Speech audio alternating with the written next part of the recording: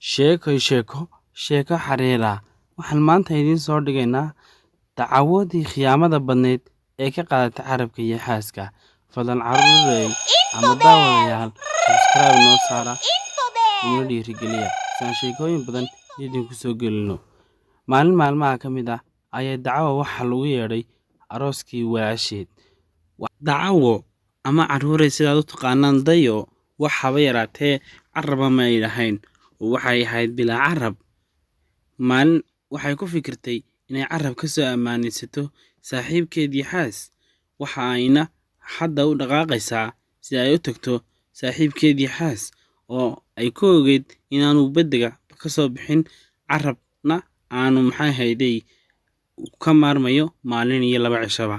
Dacwadu waxay u timi xaaskii oo ay soo ag istaagtay. Yaxaaso walaashay ayaa la guursanayaa. Waxaan ka doonayaa inaad carabkaaga i deemiso si aan xafladda arooska ugu soo alalaaso. Waan ku siinayaa, balse goorma ii soo celinaysaa?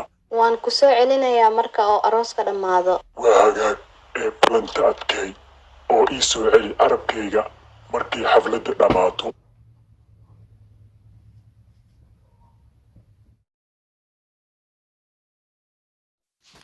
Caruurey intaa ka bacdi dacawadii oo aad u faraxsan carabkiina soo qaadatay ayaa timi saaxiibadooda habar dugaag oo mushxarad aad ku dhufatay.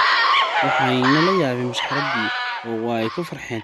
Waxayna ku yidhaahdeen dacawoy codkaaga maxaan noogu fur cuntada horteeda taala ee deerada ah. Waxaana libaaxa oo ku yidhi dacawoy noo fur cuntada oo noo dhadhami noocay dhadhamayso. Dacawadii waxay isku ilowday cuntadii oo waxa ay ka dhamaysay dhammaan habar dugaag oo dhan. Xagga ay waraabe haba yaraatee waxba u reebin. Waraabana uu ka cadhooday xayawaankii kale ayna aad ugu cadhoon. Waraabihii ayaa arkay lafaha maran oo yaabay. Waxa la gaadhay waqtigii ay xaaska u soo celin lahayd oo ay qabatay 2 cisho. Waqtigii xaaskii waa uu sugay 2 cisho laakiin dacawadii waxay haysataa carab ay ku mushxarado iyo carab ay cunto ku dhadhamiso waayo weligeed cuntana ma dhadhamin mana ay mushxaradin. Yaxaaskii wuu yaaban yahay.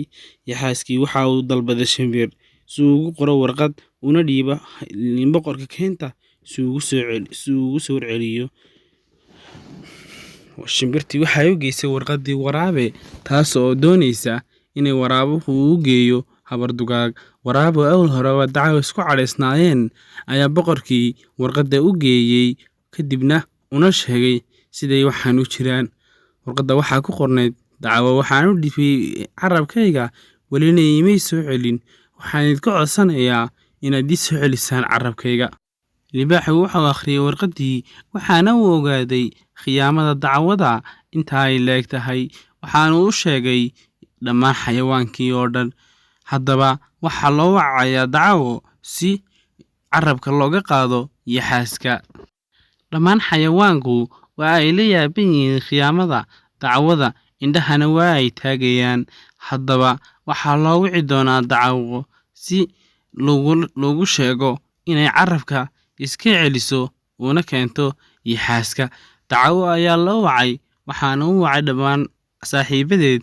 Waxayna u sheegeen haddii ay carabka iska celin weydo in ayna waxba yaraatee saaxiib ah la ahaanayn.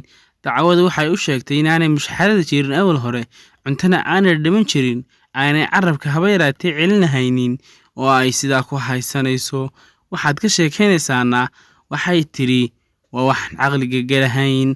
Yaxaasku in badan baan carab lahaa isaguna markiisa ha carab lahaado. Waa sidee hadalka u dhigtay dacawo. Haddaba libaaxii sidii uu ku tashtay haba yaraatee dacawo waxaa lagula tashtay inaan cidna la saaxiibin. Dacawo waxaa ku dhacay saaxiib la'aan haba yaraatee. Laakiin yaxaaskii waxa maalin kasta quudin jiray dhammaan habar dugaag oo cuntada ugu soo dhiibi jiray waraabe. Maalin kasta yaxaasku wuxuu cuni jiray cunto bilaa dhadhan ah oo waa uu liqi jiray. Haddaba sheekadan caruurey waxaa laga faa'iidaysanayaa khiyaamada yaxaaskii dacawo iyo biyana halkaasay ku kala dheeraadeen.